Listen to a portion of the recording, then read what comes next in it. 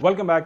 اچھا مفتاح بھائی، آپ نے دیکھا کہ وہاں پہ جو اب ظاہر نئی ایڈمنسٹریشن آ رہی ہے امریکہ کے اندر، پریزیڈنٹ جو الیکٹ ہیں پریزیڈنٹ ٹرمپ، وہ ٹیک اوور کریں گے. ان کے ایک آدھ جو نئے کابینہ کے لوگ ہیں انہوں نے کوئی ٹیسز کیا ہے. کل رات کو ان کے کوئی نائب مشیر ہے نیشنل سیکورٹی کے، انہوں نے بیان دے دیا کہ یہ پاکستان کی جو میزائل ٹیکنالوجی ہے وہ اب اس لیول کی بھی ہے کہ they can hit us in the U S as well. ظاہر ہے وہ میزل پروگرام پاکستان کا اور پاکستان کی جو ہماری جو اسٹریٹجک ساری ابیلٹیز ہے، میں وہی میں کہہ رہا ہوں چیر صاحب، تو وہ کافی زیادہ اسکروٹنی ہو رہی ہے. تو یہ جو ٹرانزیشن چل رہی ہے اس دوران یہ اسکروٹنی ہونا اور امریکہ کی طرف سے یہ سینکشنز این ڈی سی پہ اور چند ایک اور پرائیویٹ آرگنائزیشنز کے اوپر لگنا، آپ نے امریکہ سے ماشاءاللہ پی ایچ ڈی کی ہے، امریکن سسٹم کو اچھی طرح جانتے ہیں. اب امریکہ ہم سے کیا چاہ رہا ہے؟ ہم کیا کریں؟ ہم ایک پرم ملک ہیں، ہم کسی کے ساتھ لڑائی نہیں کرنا چاہتے، ہم ہمسایوں کے ساتھ پرم طریقے کے ساتھ رہنا چاہتے ہیں. اب امریکہ ہم سے کس چیز کا خواہش مند ہے؟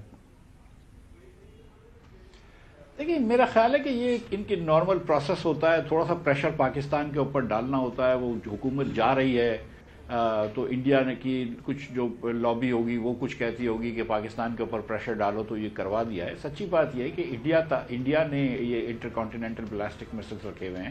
انڈیا کے اوپر کوئی سینکشن نہیں آیا ہے امریکہ نے، بلکہ انڈیا کی مدد کری ہے.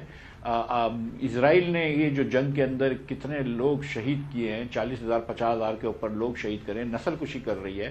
امریکہ کو کوئی ایسا موقع نظر نہیں آیا کہ جہاں اسرائیل کے اوپر ایک چھوٹی سی تنقید بھی کر سکیں.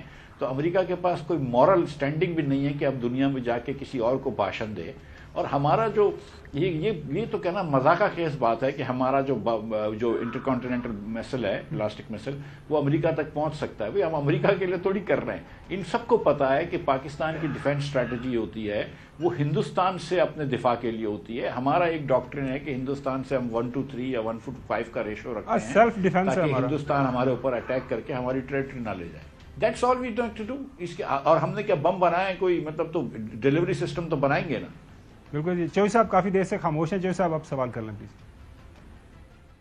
نہیں میں تو ہیڈس آف ٹو مفتاح اسماعیل. میں نے جب سے بھی ان کو دیکھا ہے نا، جو یہ کہنا چاہتے ہیں وہی کہتے ہیں. آپ جتنا ان کو ادھر ادھر گھمائیں پھرائیں تو ہی ایک دن میرے سے الجھ گئے کہ آپ نواز شریف کے خلاف میرے سے سننا چاہتے ہیں تو وہ میں نہیں کرنا. تو دیٹس ہز پالیسی.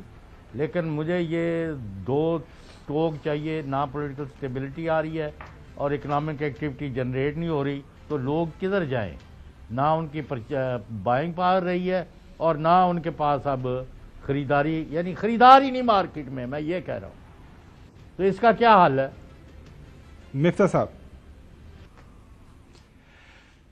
سر دیکھیے پاکستان کی حکومت جو ہے نا، اب میں کسی سیاسی پارٹی کی بات ضرورت نہیں، پی ٹی آئی، مسلم لیگ نون یا کسی بھی پارٹی، میں جنرلی حکمرانی جو پاکستان کی ہے نا وہ سر ایک دم ناقص ہو چکی ہے. ٹھیک ہے، اس حکومت کو، کسی بھی حکومت کو آپ ایک پاپڑ دے دیں گے نا تو یہ پاپڑ کو بولیں گے کہ توڑو تو یہ کمیٹی بنا لیں گے، یہ اسمبلیاں بن جائیں گی، اس کے اوپر میٹنگز ہو جائیں گی، لیکن پاپڑ کوئی اٹھ کے توڑے گا نہیں. ہم بچوں کو نہیں پڑھا سکتے سر. 78% بچے، یعنی کہ 10 میں سے 8 بچے ہمارے جو ہیں وہ 2 جملے نہیں پڑھ سکتے کسی زبان میں. ہم لاہور کے اندر ایسی ہوا نہیں دے سکتے سارا سال جو انسان جو ہے وہ آسانی سے بریتھ کر سکے. ہم کراچی جیسے شہر کے اندر پانی نہیں دے سکتے. ہمارے پاس دنیا کے ہائیسٹ ٹیکس ریٹس میں سے ایک ٹیکس ریٹس ہیں. ہمارے پاس پورے خطے میں سب سے مہنگی بجلی اور سب سے مہنگی گیس ہے. تو یہ ملک کی حکمرانی فیل ہو چکی ہے. ہم کو یہ بات سمجھنی پڑے گی کہ ہم کو پورے حکمرانی کا سسٹم چینج کرنا پڑے گا. یہ جو آپ کی 2-3 پارٹیاں رہی ہیں جو سیاست میں، اب وہ سیریسلی اب وہ مذاق سمجھ لیا ہے انہوں نے پاکستان کو، کہ اب ہمارے بچوں کا بھی حق ہے، ان کو کام آتا ہو یا نہیں آتا ہو ان کو بھی نوکریاں دینی ہیں. ہمارے نواسوں کا بھی حق ہے کہ ان کو نوکریاں دینی ہیں. مطلب ان کو بھی حکمرانی کرنے کا ایک باری دے دو. مطلب seriously this is where we have completely broad Pakistan, کہ اب ہم یہ سوچ رہے ہیں یار کہ میرا بچہ ہے، میرا نواسا، اس کو بھی تو چانس ملنا چاہیے. مطلب ہم یہاں تک اگر آ گئے ہیں کہ ہم یہ اتنا سیریس نہیں لے رہے اس ملک کو، اور حکمرانی اتنی بری ہو گئی ہے کہ 40% پاکستانی خطے غربت کے نیچے ہے. 10 میں سے 8 بچہ پاکستان پڑھ نہیں سکتا ہے. اور آپ کو آخری نمبر دے دیتا ہوں، ہندوستان میں 11,70,000 بچے ایسے ہیں جو اسکول کی عمر کے ہیں لیکن اسکول میں نہیں ہیں. پورے ہندوستان میں 11,70,000 بچے ہیں. اس پاکستان میں 2,65,00,000 بچے ایسے ہیں کہ جو اسکول کی عمر کے ہیں اور اسکول میں نہیں ہیں. یہ ہمارے لیے شرم کا مقام ہے. ہم ہندوستان سے مزید پیچھے ہو جائیں گے، ہم بنگلہ دیش سے مزید پیچھے ہو جائیں گے.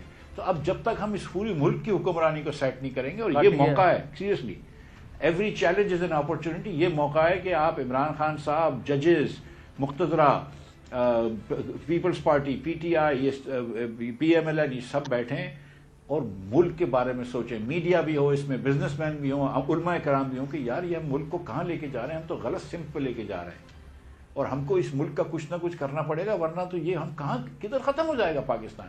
مطلب ختم سے بڑا کہ وزر ہو جائے گا. ہم تو مطلب ایک دم ہماری گورننس تو فیل ہو چکی ہے. تو ہم کوئی نمبر اٹھا لیں, ایک آدھ شماریات اچھی بھی نکلیں گی لیکن زیادہ تر بری ہے.